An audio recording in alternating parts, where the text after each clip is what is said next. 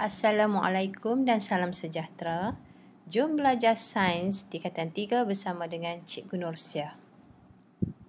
Hari ini kita akan belajar bab 3 dengan tajuk pengangkutan.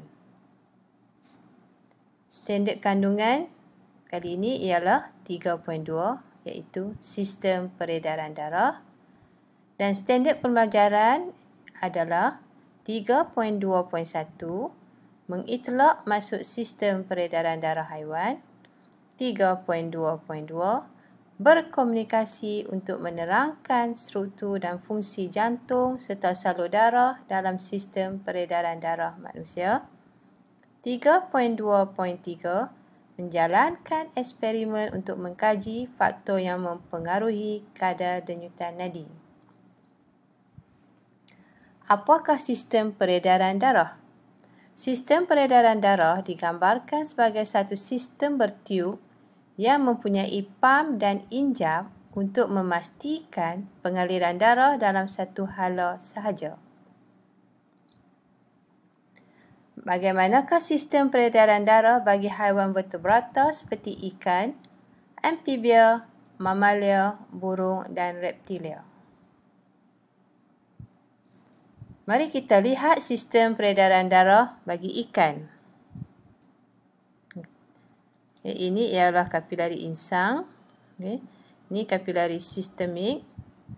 Peredaran tunggal ikan. Ini ialah jantung ikan yang mempunyai ventricle dan juga atrium. Warna merah menunjukkan darah beroksigen, manakala warna biru menunjukkan darah terdioksigen. Kemudian kita lihat katak ataupun reptilia. Ini ialah jantung katak. Ini ialah darah. Yang warna biru ni ialah darah terdioksigen. Sini ialah kapilari darah di mana proses respirasi sel berlaku. Yang merah ni ialah darah beroksigen. Salur darah yang mengangkut darah beroksigen. Ini ialah sistem peredaran darah manusia. Yang belah kanan ialah sistem peredaran darah bagi kura-kura ataupun kumpulan reptilia. Mari kita lihat perbandingan di antara vertebrata ini. Sistem peredaran darah bagi ikan. Ini ialah sistem peredaran darah bagi amfibia. Ini ialah sistem peredaran darah bagi reptilia. Dan yang terakhir ialah sistem peredaran darah bagi mamalia dan burung.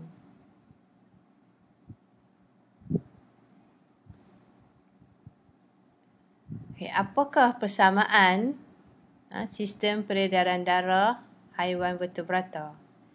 Persamaannya ialah ia terdiri daripada sistem yang membolehkan darah sentiasa mengalir di dalam salur darah melalui jantung. Jantung, fungsi dia mengepam darah ke seluruh badan dan kembali ke jantung.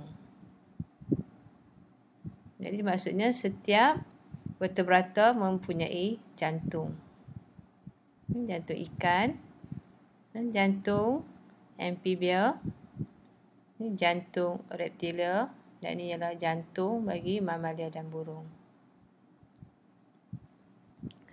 Mari kita lihat perbezaan sistem peredaran darah haiwan vertebrata. Pertama ialah ikan. Bagi ikan, sistem peredaran tertutup, tunggal dan lengkap. Amfibia, sistem peredaran tertutup, ganda dua dan tidak lengkap. Bagi reptilia, sistem peredaran tertutup, ganda dua dan tidak lengkap.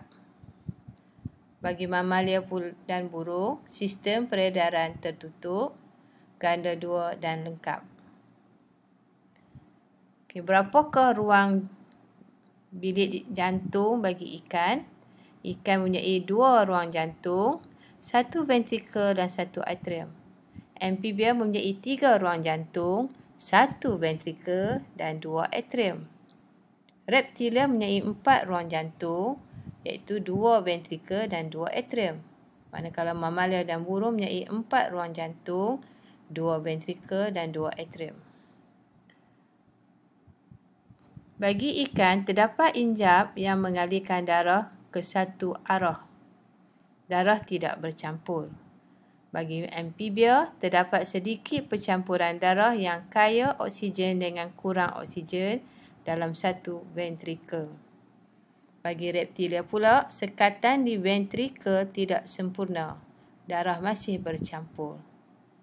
Bagi mamalia dan burung, mempunyai 4 ruang jantung yang mengandungi darah beroksigen dan darah terdioksigen tidak bercampur. Mari kita lihat jantung manusia. Jantung manusia adalah sebesar genggaman tangan kita. Di sini adalah kedudukan jantung manusia di dalam badan.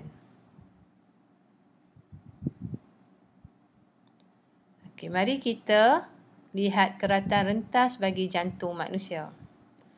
Darah beroksigen dari peparu akan masuk melalui vena pulmonari ke ruang yang pertama, iaitu atrium kiri.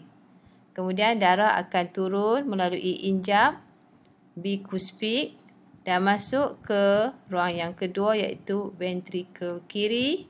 Kemudian darah dipam naik akan melalui injap sabit dan keluar ke seluruh bahagian badan melalui salur darah bernama aorta. Darah ini akan pergi ke sel badan untuk melakukan proses respirasi sel. Darah beroksigen. Selepas proses respirasi sel, darah sekarang diangkut ialah darah terdioksigen akan masuk melalui vena cava bahagian bawah dan juga vena cava daripada bahagian atas ke bilik yang pertama di sebelah kanan, iaitu atrium kanan. Kemudian darah akan masuk melalui injap trikuspid ke bilik yang kedua di sebelah kanan, iaitu ventrikel kanan, dan darah akan naik ke arteri, salur arteri pulmonari melalui injap sabit dan darah ni akan ke peparu.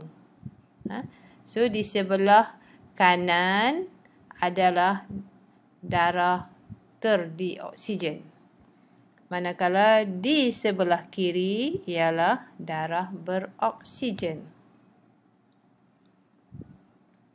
Okey, bagaimana kita untuk mudah ingat nama-nama salur darah? Okey, ini salah satu cara. Jari kelingking, okey, ialah vena pulmonari. Kemudian jari manis adalah aorta. Ibu jari adalah vena cava bahagian bawah. Jari telunjuk adalah vena cava bahagian atas. Dan jari hantu adalah arteri pulmonari. Okey, so kita boleh lukis di tapak tangan kita supaya kita mudah ingat. Okey, maksudnya yang belah merah ni, yang merah ni ialah darah beroksigen. Okey, masuk melalui vena pulmonari. Kemudian darah tu keluar melalui aorta. Kemudian darah pergi ke sel untuk melakukan proses respirasi sel. Dan sekarang darah yang diangkut ialah darah terdioksigen akan masuk melalui vena cava bahagian bawah dan vena cava daripada bahagian atas. Dan darah akan masuk ke dalam jantung di sebelah kanan dan keluar melalui arteri pulmonari. Cara mudah untuk ingat. Gunakan tapak tangan kita. Okey, hubungan di antara arteri, kapilari dan vena. Okey, ni darah daripada jantung, iaitu darah beroksigen, diangkut oleh arteri. Kemudian ini ialah kapilari darah. Ini ialah vena. Darah yang terdioksigen akan diangkut ke jantung. Okey. Ini ialah keratan rentas bagi arteri. Mempunyai lumen yang kecil, dinding tebal berotot dan elastik. Manakala ini ialah vena. Mempunyai lumen yang besar, dinding yang nipis, kurang berotot dan kurang elastik. Mari kita lihat perbezaan ciri-ciri arteri, vena dan kapilari.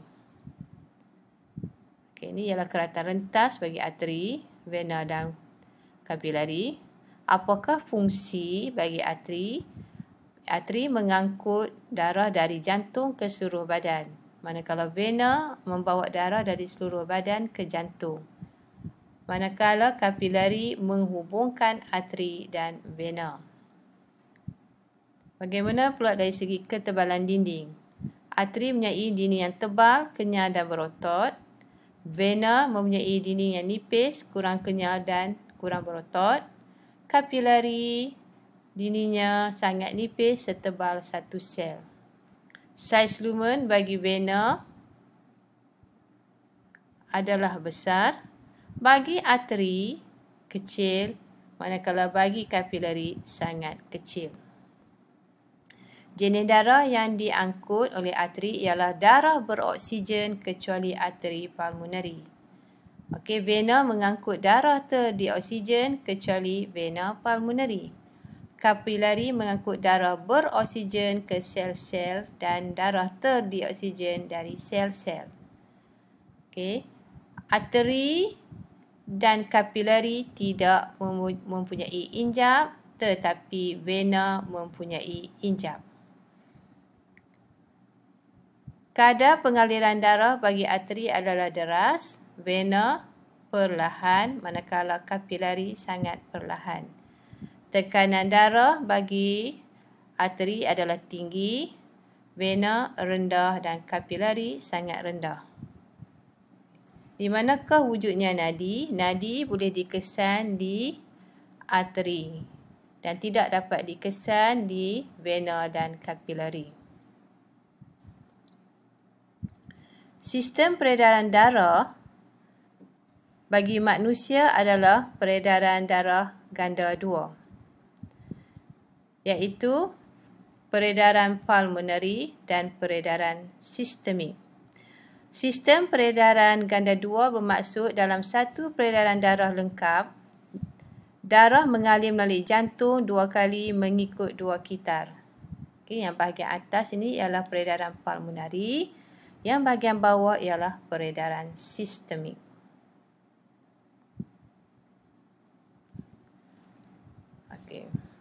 Ini ialah peredaran pulmonari, bawah ini ialah peredaran sistemik. Jadi bagi peredaran pulmonari, maksudnya daripada peparu ke vena pulmonari, kemudian ke jantung, kemudian arteri pulmonari dan kembali semula ke peparu. Manakala bagi peredaran sistemik, sistem peredaran sistemik, daripada seluruh badan kecuali peparu, kemudian ke vena, kemudian ke jantung, kembali semula ke arteri dan kembali ke seluruh badan kecuali peparu.